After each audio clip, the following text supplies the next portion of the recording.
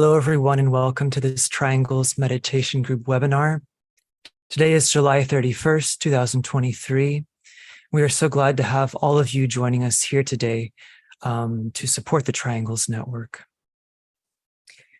For those of you who aren't familiar with Triangles, Triangles is a service activity which links men and women of goodwill from all over the world in a planetary service, a very simple planetary service. Each day, members link mentally with other members of their triangle or triangles. They invoke the energies of light and goodwill, visualizing these energies as circulating through the three focal points of each triangle and pouring out through the network of triangles surrounding the planet. At the same time, they repeat the great invocation, thus helping to form a channel for the downpouring of light and love into the consciousness of humanity.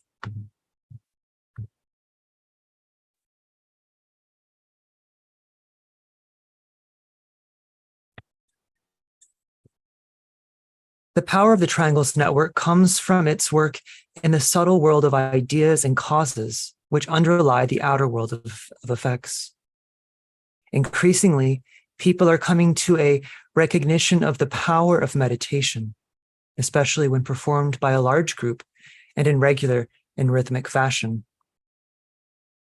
Triangles members work with an understanding of the spiritual needs of the world, and though the perceived need will necessarily differ based on each member's unique perception and worldview, all workers share a desire for right human relations. They seek to spread light and goodwill among all peoples, and generally to raise the level of human consciousness, thereby transforming the mental and spiritual climate of the planet. And so this webinar is organized to give Triangles participants, Triangles members, an opportunity to come together in support of the network. And of course, also, we welcome new members and look forward to introducing you to this work. And so if you are new and you have any questions, please feel free to let us know by typing in the chat box. If you'd like to request more information on Triangles, please do that in the chat box as well. And importantly, and this is for new and returning members, if you'd like to form a triangle today, please let us know in the chat box, and hopefully we can find two other people to match up and then create some triangles today on the webinar. So today's theme is non-criticism in the pursuit of harmlessness. And we have a special guest, longtime Triangles webinar participant, a regular participant, Wendy Boyd. Wendy is a longstanding student of the Ageless Wisdom teaching. Now retired, she has a background in mental health, working with teenagers dealing with difficult lives within the UK care system. She is an avid supporter of WaterAid, the Hunger Project, and Shelter UK, which is a homeless charity in the UK. So we look forward to hearing Wendy speak on the theme after today's meditation. And so before proceeding, let us take just a moment to link together in thought and intention, to visualize the worldwide group, and then to sound the mantra that will appear on your screen.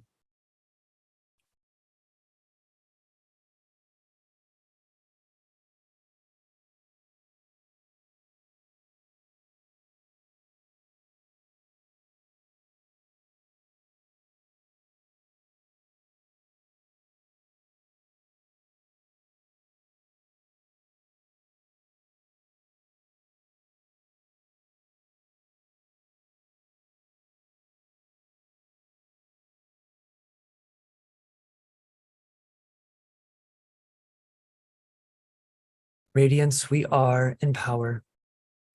We stand forever with our hands stretched out, linking the heavens and the earth, the inner world of meaning and the subtle world of glamour. We reach into the light and bring it down to meet the need. We reach into the silent place and bring from thence the gift of understanding. Thus with the light we work and turn the darkness into day.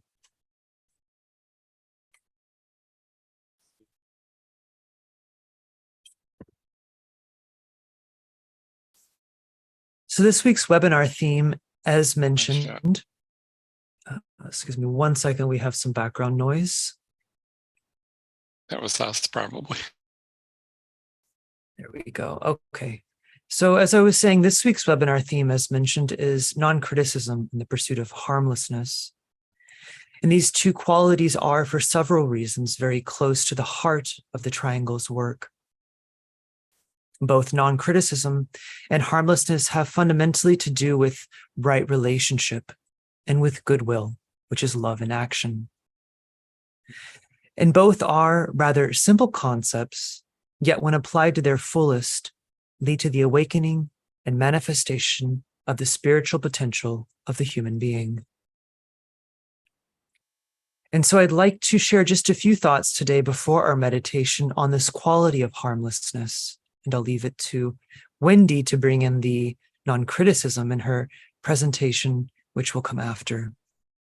And of course, we welcome, after Wendy speaks, at the end of the webinar, group discussion on anything related to this theme, to triangles, to the meditation work. And so please, if you have any thoughts that come to mind, jot them down or share them in the chat, and we look forward to getting to them then. So harmlessness, contrary to how it sounds, is actually much more than simply refraining from doing harm. Harmlessness is not negative or passive, but rather it is active and positive. It requires constant activity, discrimination, and watchfulness, the sustaining of a high altitude of observation, and a sensitivity to the subtle currents of irritation which imperil the attitude of the so-called perfect server. Harmlessness, when fully achieved, establishes perfect relationship between oneself and others, between oneself and the environment, and most importantly, a right adjustment between oneself and the part that one is to play in the manifestation of the plan. Harmlessness, therefore, necessarily has to do with the right employment of the will and the right adjustment of the personal will to the higher spiritual will of the group's soul and the will of God, which seeks to work through that group just as it does through every soul individually and collectively through the soul of all. It is the special quality of will which makes the practice of harmlessness a positive and powerful force for good. The active and aligned will produces the right state of consciousness from which right action necessarily follows. True harmlessness, therefore, is very much about working with that which underlies action, with thought, with motive, and the underlying impulse of love, which is a natural expression of one's spiritual nature. Therefore, to achieve the ideal of harmlessness and to put it into action, we must first of all cultivate a consciousness of harmlessness. And this requires more than just purity of character, though this, of course, is important. But to really cultivate a consciousness of harmlessness, one must focus and sustain that positive intention to do good, and then to follow through that intention with the resolve and determination to carry out that good no matter what. And so true consciousness is not just intention or right motive, but it's also the impulse to follow through and then the actual following through itself. So consciousness really expands the whole scope of intention, of process, and of action. And this, of course, is not easy of attainment, but it does lead, so we are told, to becoming a truly beneficent force in nature that is a magnetic and spiritual center and a clear light which illuminates the path for others. But in order for this attitude or consciousness of harmlessness to really work out through right action, one must also cultivate a number of other spiritual qualities. Among these, non-attachment, in order to maintain the proper mental altitude and freedom from the limitations of self, discernment, to know how and when to act, dispassion, which brings the clarity of sight and freedom from glamour producing right proportion, and self-effacement, so that the spiritual will may work out through one's thoughts and deeds without hindrance, barrier, or distraction. And we can see, therefore, why one of the preeminent characteristics of the ideal server is harmlessness. And with this in mind, it is worth considering how this quality of harmlessness is relevant to the service activity triangles, composed as it is of those who seek to engage in world service through the power of thought. The triangles network itself can be thought of as a great serving group. And so what would be needed for this group to attain a positive and transformational state of harmlessness? We could ask ourselves that question. We could also ask, what would be the result if a group like the Triangles Network were to attain to a higher degree of harmlessness? What would that look like? The Tibetan writes that for the so-called perfect rendering of service, and the pursuit of harmlessness is above all a path of service, the three things are of vital importance. There is, first of all, motive, second of all, method, and third of all, the attitude which follows action. So regarding motive, we know that right action springs forth naturally when the motive lying behind all activity is goodwill. And though this action may be disagreeable and evoke an outer sense of conflict, a pure intent will inevitably bring all things towards a beneficent end, if that will is sustained through all the many difficulties and trials of carrying out that intention. The method or means of the perfect rendering of service requires wise control of all the mechanisms and faculties of the self or soul, but especially the faculty of discrimination. Discrimination involves the right use of speech, of knowing when to act and when to refrain, knowing when to step in and lead, and when to concede to those who are wiser. Discrimination is key to carrying out one's own duty to the fullest and leaving others to theirs as they see fit. Following action, the resultant attitude must be one of complete dispassion, for from dispassion emerges a growing love of the unseen and the real.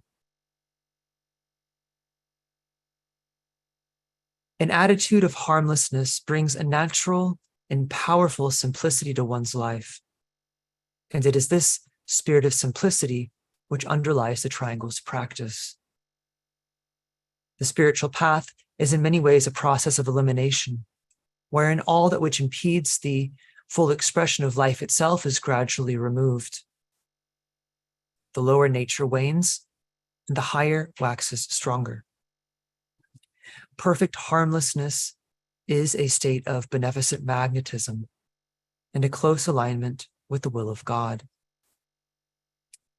And what is revealed in this state is nothing other than exactly what has always been, which is spirit and life inseparable from every form, every atom, and every human being, a divine son or daughter of God in manifestation, all of them potentially agents of divinity and spiritual beings truly.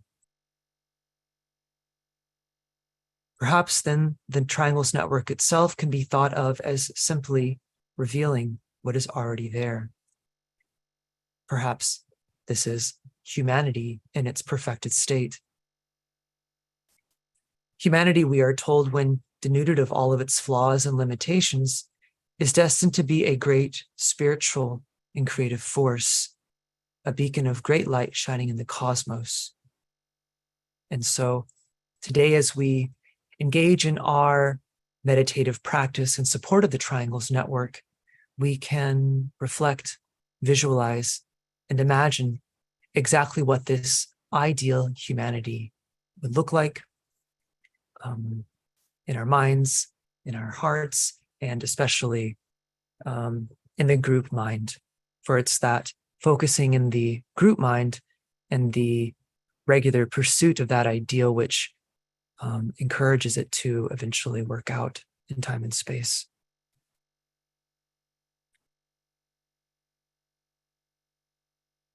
And so now we're going to proceed with our meditation in support of the Triangles Network.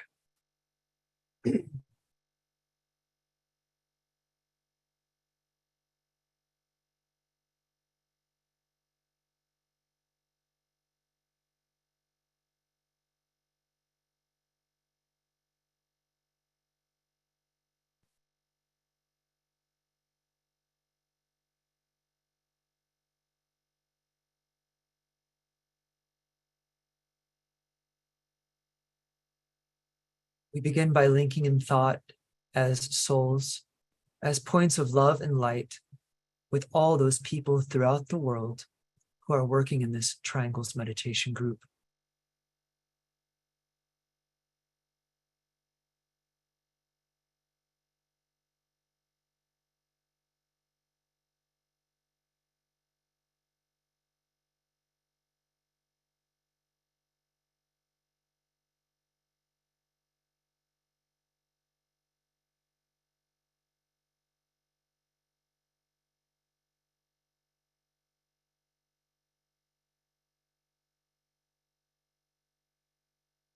And we sound together the mantra of love.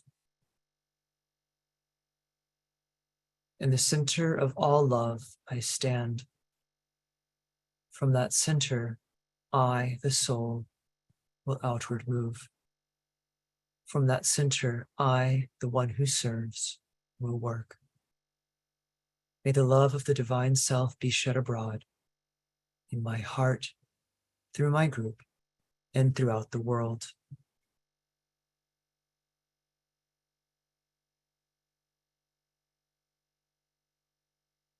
Using the creative imagination, begin by linking with two other points of light to create a triangle of light.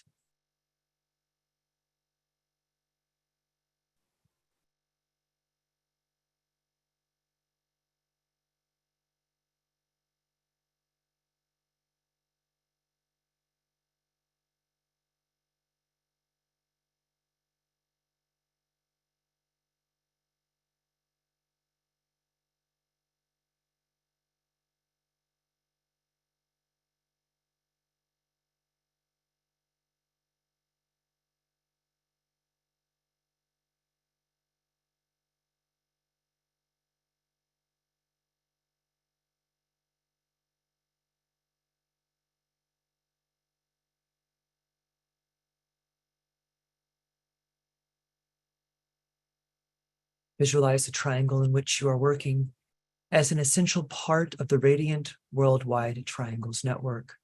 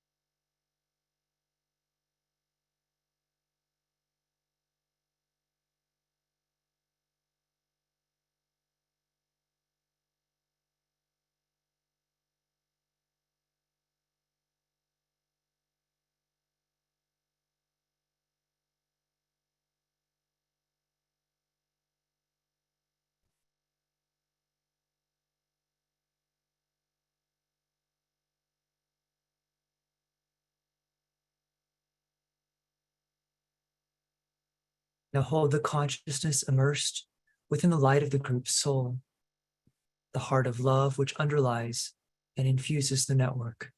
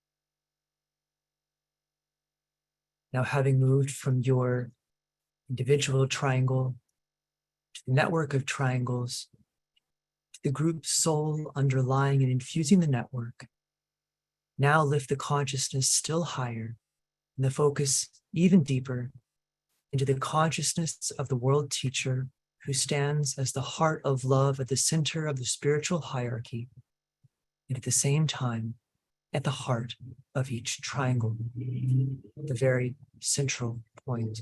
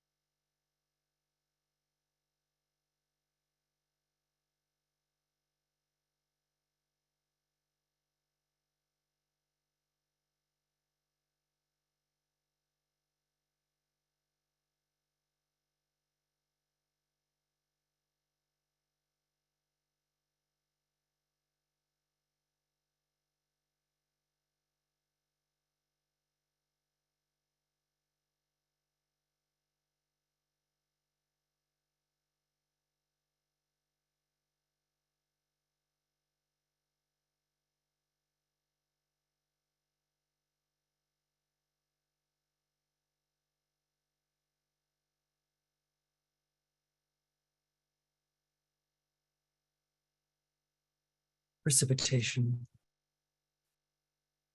We visualize the energies of love, light, and goodwill circulating in and around the triangle's network.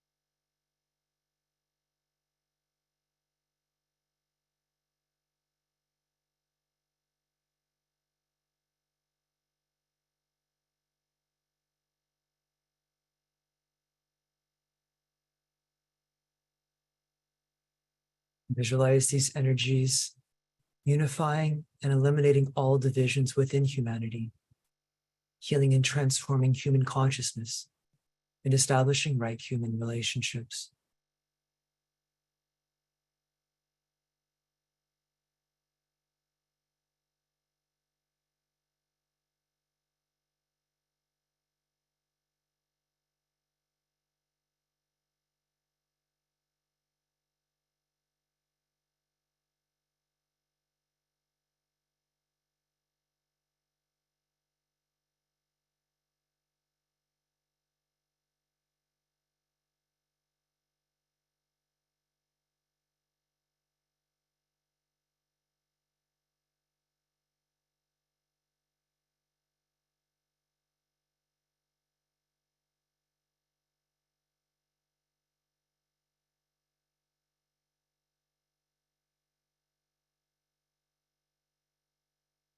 We sound the mantra of unification. The sons of men are one, and I am one with them. I seek to love, not hate. I seek to serve, and not exact due service. I seek to heal, not hurt. Let pain bring due reward of light and love. Let the soul control the outer form and life and all events, and bring to light the love that underlies the happenings of the time. Let vision come and insight. Let the future stand revealed. Let inner union demonstrate and outer cleavages be gone. Let love prevail. Let all people love.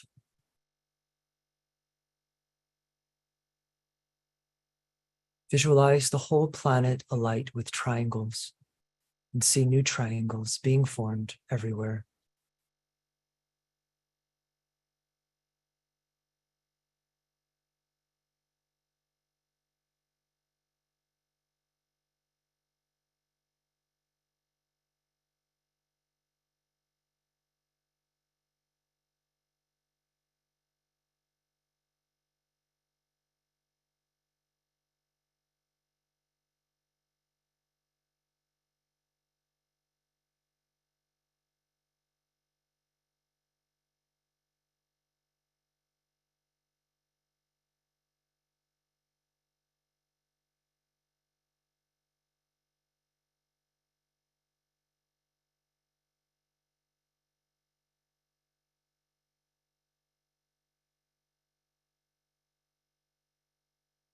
Distribution.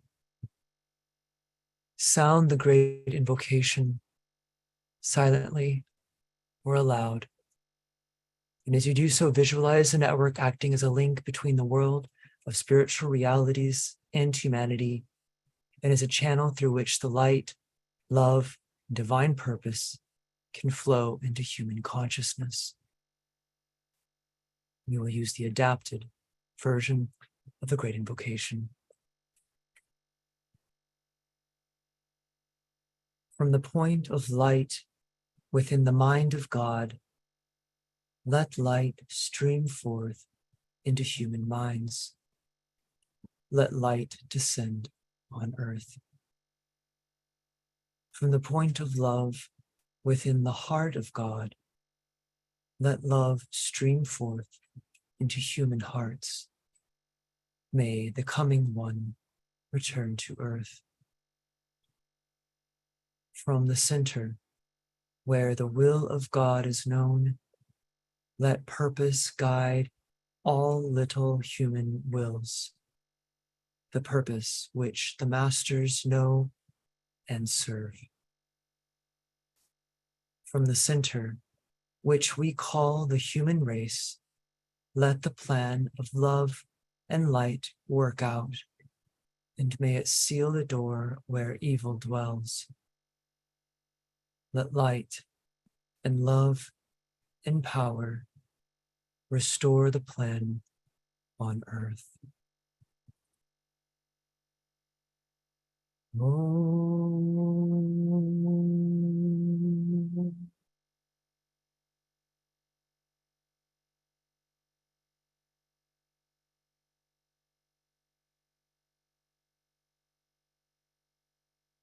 Om.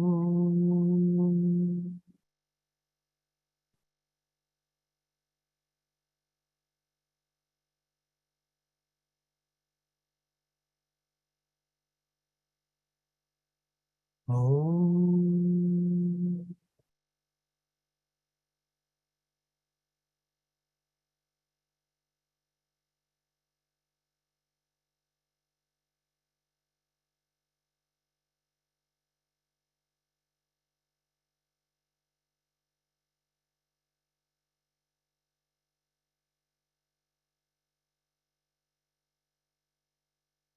Thank you, everyone, for your participation in that meditation and your support of the Triangles Network. And so now I'm going to turn it over to Wendy Boyd. Wendy, are you there? Hello, Hi, I'm Wendy. here. Hi, Hi, thank you. Go ahead. thank you. Hello, everyone, and thank you in advance for listening to this brief presentation. Excuse me. Firstly, I would like to point out that in talking about criticism, non-criticism, and the pursuit of harmlessness, I am not an expert by a long stretch. Who is? Who can, in all honesty, put hand on heart and say that they have never criticised another or struggled to refrain from criticising family, the government, their work and work colleagues, and above all, the partner they have a close relationship with? However, this brief presentation is simply a look at the power of non-criticism as a transformative step towards harmlessness, rather than criticism in totality, although that must necessarily be included and discussed. In saying that non-criticism is a transformative step, it is because as soon as one chooses to refrain from criticism, consciously and with all one's heart and soul, a significant and quantum leap in consciousness is taken. The decision challenges the habits of a lifetime and a society that has a deeply rooted psychology in criticism as one of its norms. It challenges the temptation of the individual to entertain that type of gossip which sends out hurt arrows that wound the poor target that is under attack, the poisoned arrows of hate, cruelty, lies, and slander. The Tibetan teacher refers to negative criticism as a virulent poison, and that it damages in every case eventually the one who criticizes. These arrows of poison made up of attack thoughts have a boomerang effect, hitting the target first, only to return to attack the one who initially sent them. On this idea of poison, there is a poem written by William Blake, published in 1794 as part of his Songs of Experience collection, titled A Poison Tree. It describes the narrator's repressed feelings of anger towards an individual, emotions which eventually lead to murder, a symbolic murder, or what might today be referred to as character assassination. The poem explores themes of indignation, revenge, and more generally the fallen state of humankind. It is a deceptively simple poem, and yet has carried a message that is still applicable today. Excuse me. The poem suggests that transmuting anger and criticism through what we call today right speech reduces the need for vengeance, and this in turn neutralizes repressed anger. The first stanza sets the tone. I was angry with my friend. I told my wrath did end. I was angry with my foe. I told it not, my wrath did grow. And I watered it in fears, night and morning with my tears. And I sunned it with smiles and with soft, deceitful wiles. And it grew both day and night, till it bore an apple bright. And my foe beheld it shine, and he knew that it was mine. And into the garden stole, when the night had veiled the pole. In the morning glad I see, my foe outstretched beneath the tree. It is plain to see from this that negative criticism blinds a person to reason as much as anger does, and can create a similar scenario of deceit and destructiveness. It is also interesting that the actual tree has been described as a tree of mystery and appears again in Blake's The Human Abstract, and both trees are grown within the mind, as stated. The gods of the earth and sea sought through nature to find this tree, but their search was all in vain. There grows one in the human brain. This brings us on to the part that the mind plays, for the mind is both the instigator of negative criticism and at the same time holds the solution to cutting out the insidious root of the problem. The solution lies in the technique we call detachment, which is a mental state and which we are urged to practice and apply to all our relationships and affairs of everyday living. As a spiritual practice handed down from the Buddhist tradition, it recognizes that from true detachment comes harmlessness. The latter, as we know, is also a vital practice, and together they form two branches of the same tree. Both detachment and harmlessness are two of the hardest aspects of spirituality to practice. Perhaps it is because the philosophy and the central truth behind both practices transcends theory and makes a hypocrite of the one who pays lip service to the teaching, but does not apply it in practice. In short, it calls out the glamour, delusion, and attachments embedded in the not-self. And we all know this is not a pretty sight when the not-so-spiritual stuff starts to hit the fan. The practice of detachment involves cultivating the attitude of being an onlooker, the observer, or the silent watcher. Mentally noticing the thoughts being generated, their quality, intention, and above all motive, so that a space in which conscious choices can be made, as opposed to identification with and obedience to every mental whim, which makes the individual a prisoner. Likewise, the emotional aspect is dealt with in this way also, observing one's reactions instead of reacting to external stimuli, no matter how impactful. To develop an impersonal attitude does not imply a lack of feeling, just as the type of detachment we are speaking of here is not a form of dissociation from the human predicament. In fact, these practices make us more sensitive to the needs of others, more empathic, more able to demonstrate active compassion, because the lower mind is silenced, and in that silence, the sense of urgency of the work is heard and responded to. The voice in the head and its incessant chatter, plus the downward pull of the emotional vehicle when selfishly focused, prevent the intuition, as the organ of perception of the soul, from fully operating and taking charge of its instrument as it should. The term right speech is speech that is governed by self-control and is especially significant to the practice of harmlessness and requires the same conditions of silence that allow for the voice of the soul to be heard.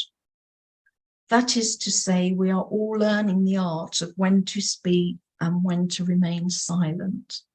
We are all learning that speech can be a vehicle for helping or hindering others, for hurting or healing, for hatred or love, negative criticism or positive communication. Finally, more words of wisdom from the Tibetan teacher who says, "Let the spirit of goodwill dominate our minds, and there will be no room for the spirit of criticism and the spreading of destructive discussion." Thank you.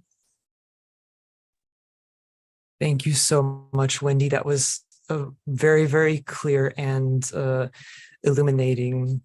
and really beautiful presentation. So thank you. I think we're all definitely aided by those words. I know I was, so appreciate that.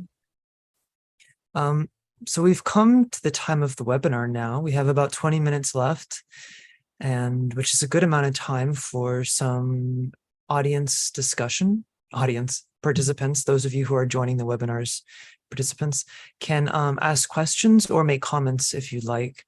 And we invite all of you to do so audibly by raising your hand in Zoom, and we can unmute you and you can actually speak. If you can't do that, of course, you can just type a comment in the chat and everybody will be able to read that. But to raise your hand, what you need to do is go to your Zoom toolbar, click reactions, then there's a button there that says raise hand. So you just click that and your hand will raise. So Wendy, I especially liked your frankness about the fact that who are we to really even talk about these ideals in one sense, because none of us are, you know, the perfect expression of harmlessness is really beyond all of us, because who hasn't had those thoughts of criticism, you know, who hasn't had that temptation or that tendency to do those things, and who hasn't erred on that before? It's such an easy thing to do. And yet we have to try not to. I know. Easier said than done, you know? And it's sort of the same with gossip too. I sort of put it in that same category in a way. It's just so easy to fall into that. It's like the natural tendency, you know, it's almost as if you were, I guess it's just a basic bad habit in a way. You don't even realize it's a habit and that you're doing it sometimes, like all habits. Absolutely. It just happens automatically. Yeah, and I think we are our own worst critic. I mean, putting this presentation together, I suddenly managed to step away from going into automatic because I was just criticizing myself constantly. Mm-hmm. And then I'm projecting that onto whoever's listening out there. Yeah. It's so insidious. It's so deeply rooted in us all. And mm-hmm. Shaking it off is very hard. And also the unvoiced criticisms that we aren't even aware of a lot of the time are just as bad as the voiced ones. So it's really, to me, a lifetime's work. Mm-hmm. Absolutely. And sometimes the subtle ones are even worse because you're not aware of them, but yet they're still there and they sort of affect your whole attitude and outlook and relationships with others, you know? Yeah. So I love that you said here that negative criticism blinds a person to reason. That's so true when we consider that, you know, reason has much more to do with than just sort of logic. When you apply reason to relationship, yeah, you actually can't see clearly if you're withholding that criticism, and especially if you're not aware of that criticism. So yes, I mean, I feel for celebrities in the sense that, I mean, I know that they want to be famous, but when I get those news feeds constantly come up and they're nearly all full of criticisms about people, really horrible things. And I think, how do people cope with that? I mean, I don't live in a completely ideally nice world at all. You know, there's things going on all the time, but I just find that whole celebrity thing is such a big invitation for negative energy. Absolutely. We do have a hand raised here, so I'm going to go to Andy Talbot. Oh, sorry, Andy, I just muted you. Go ahead and unmute again if you could. Hello, Michael. Hi, Andy. I can barely hear you, so if you could just speak up as loud as you can or get closer to your mic. Can you hear me now? It's a bit better, yeah, thank you. Okay. I just wanted to talk about harmlessness and say thank you for bringing up this this very important, subtle subject, because I have been sensing in the consciousness of our global activity, kind of like mindset of where there's more and more and more of us that are responding to the oversight of ourselves, watching ourselves to not harm anyone. And even to the point where I feel, and I act like this sometimes, I will catch my inner voice going to criticism of myself or something else. And the more I practice the observance of it and attention of it and shifting to, do you really have to do this right now? Yeah. And paying attention that it is not okay for you to hold this sense, and why are you holding it? Having an inner conversation of where is it? And the more I have done that in the last, I would say 9 months, I am discovering that more and more, many more are resonating to, where is decency and where do I not participate in gossip or pushing forward more energy of non-agreement. So we're learning, I think, slowly but surely to bring up that reservation as, why would I want to participate in this? Really? What does that look like on me? We have to ask what the wearing of that look is also on our internal energy. That's how I see it anyway. Thank you, Michael. Thank you, Andy. It's David, just a thought. yeah, It's no, just a thank you, thought. thank you. That's really just letting it reverberate through the group. But David Trice, if you want to go ahead.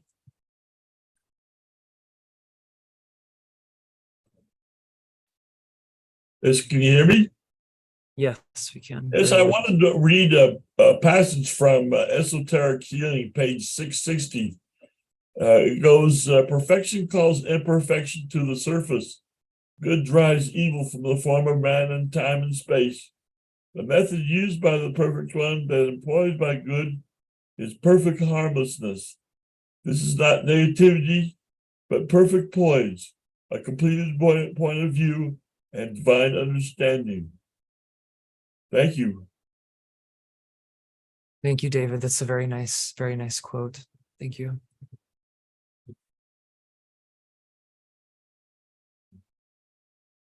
Yes, I think, Wendy, you sort of mentioned this. It's like almost the minute you make that concerted effort and intention to sort of eliminate criticism or whatever it is from your life, that's the moment where suddenly it all comes to the surface and you find it actually much more challenging suddenly to break this habit. It's almost like once you face something full on, you realize quite how pervasive and, as you said, insidious it really is.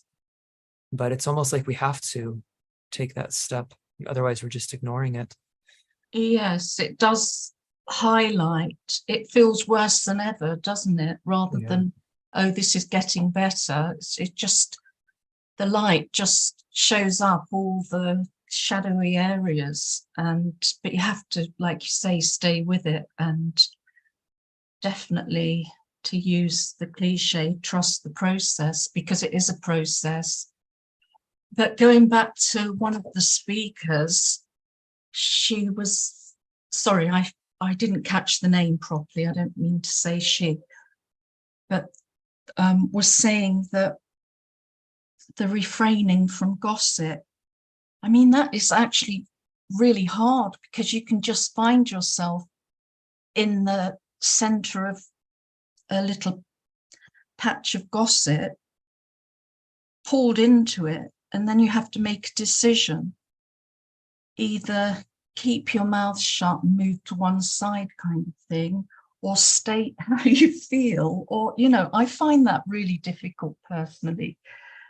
something I have to work on, because people just seem to be so loose in that way. So yeah, you know, and no one likes someone to be preachy all the time. So it's difficult. Yeah. And I suppose it comes back to the work we were doing in the conferences on sacrifice. You just have to sacrifice approval or whatever it is you think you're investing. Anyway, I'm going to stop now because I can see there's some people raising their hands. There are, yeah. Yeah, no, I'm just, yeah, no, that's great. I have a lot of thoughts going through my head as well, but maybe we should, yes, go to our next hand here. Wendy Winberg, ask you to unmute. Okay, hello. I'm really struggling. Thank you for your talk, Wendy. What is the difference between gossip and speaking truth, you know, the cliche, speaking truth to power? When I see evil, politics, climate, all of that, is right speech standing up or saying the right thing to a public because of the evil, and I'm putting those in quotations, in other words, to seal the door where evil dwells? How do we seal the door with evil dwells? By only not saying anything? I don't know if you can follow me, but I'm very, very conflicted by this. Because I want, yeah, yes. Oh, I'm sorry, carry on. No, that's you. I think you follow my drift. Definitely. Yes. I had written a little bit about this, but I had to edit because I had so many ideas going on. It was just too much. But there is a place for criticism when it's a recognition of fact or of truth. And I do think it's important to speak out, and that when you see something that you feel is wrong, because we wouldn't have Martin Luther King and all the other brilliant speakers throughout history fighting for human rights. So yes, there has to be a place for it, but I think we also have to somehow train ourselves in communication and the way we communicate, so that that is also denounced of all the inflections and emotions. And, you know, I mean, Martin Luther King was a brilliant speaker, and he spoke with a type of anger, but there was an integrity in it. There was a passion that wasn't of the lower emotions. That makes that's how I see it, Wendy. So no, I agree. It's to strike the right note, which is very difficult. But you're not. Yeah. Thank you for saying that, because we need to speak, striking the right note. I mean, you see people like Martin Luther King, and there was a young man, I think, who was thrown out of a Southern legislature. When you hear people channeling the truth, you sense it.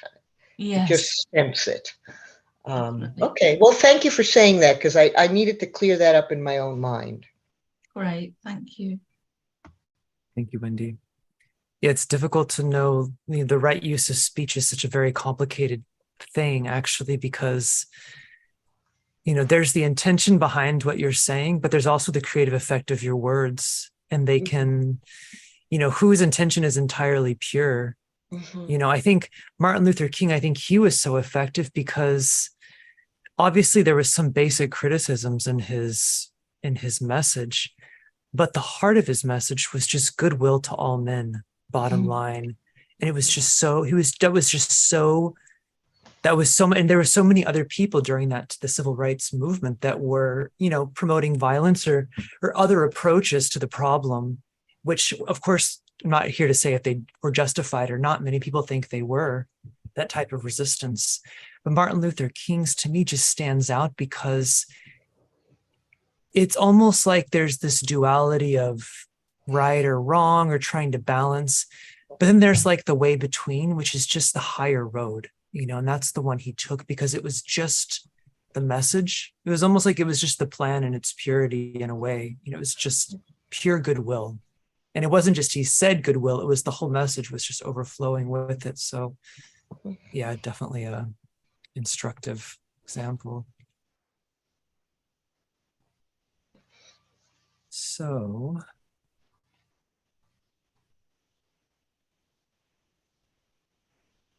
all sorts of messages in the chat, of course. I'm sure everybody's reading those.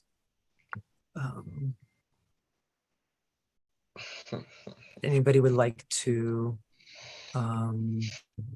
share audibly, could still raise your hand.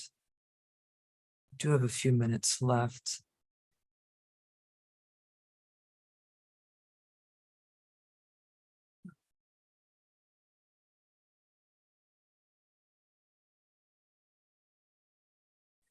Well, I think if nobody has anything else to share, we may just close it a few minutes early.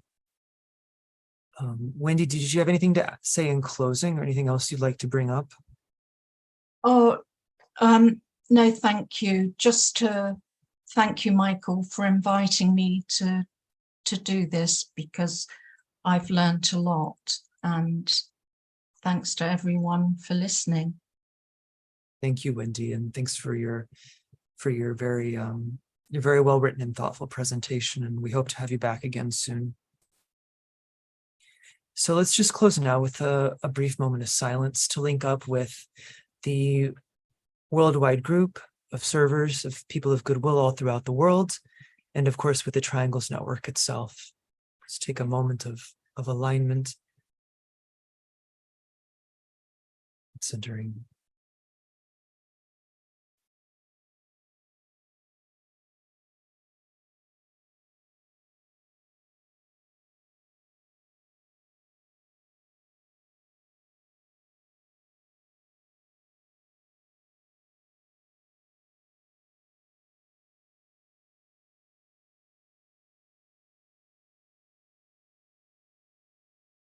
Thank you, everyone. We look forward to seeing all of you next week at the same time for the next webinar.